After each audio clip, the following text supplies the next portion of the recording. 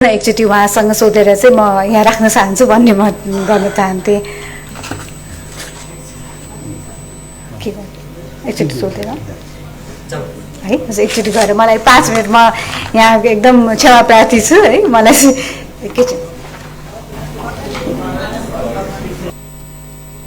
रहने प्रावधान राखिएको छ र यो चलचित्र कर्मी नै अध्यक्ष बनाउँदा कन्फ्लिक्ट अफ इन्ट्रेस्ट हुने देखिएकोले यो सिद्धान्तको आधारमा यो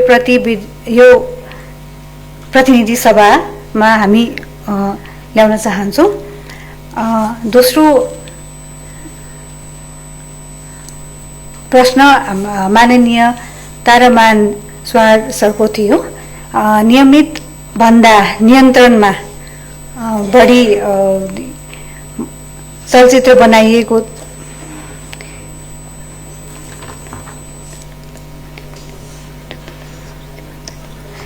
यो सम्बन्धी हामीले छलफल गर्दा चाहिँ यो चाहिँ कुन मन्त्रालय अन्तर्गत राख्ने भन्नेमा हामीले यो सञ्चार मन्त्रालयले यो अन्तर्गत राख्ने भन्ने छौँ।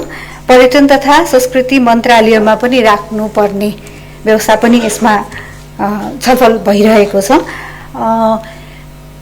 आदरणीय सभालाई म के भन्न चाहन्छु भने म सम्बन्धित मन्त्रालयबाट नभएको हुनाले हाम्रो सहसचिवज्यूले चाहिँ यो टिप्पणी अन्तर्गत जति पनि प्रश्नहरू उठिएको छ त्यसमा चाहिँ लेखिदिनु भएको थियो। मलाई त्यही भएर यो सम्बन्धी थप यसमा चाहिँ यसमा छलफल गर्नुपर्ने भए म पुनः एकचोटि उहाँसँग सोधेर चाहिँ म यहाँ राख्न चाहन्छु भन्ने म गर्न चाहन्थेँ। के गर्नु एकचोटि सोधेर है एकचोटि गएर मलाई 5 मिनटमा यहाँ एकदम क्षमा प्रार्थी छु है। मलाई चाहिँ एकैछिन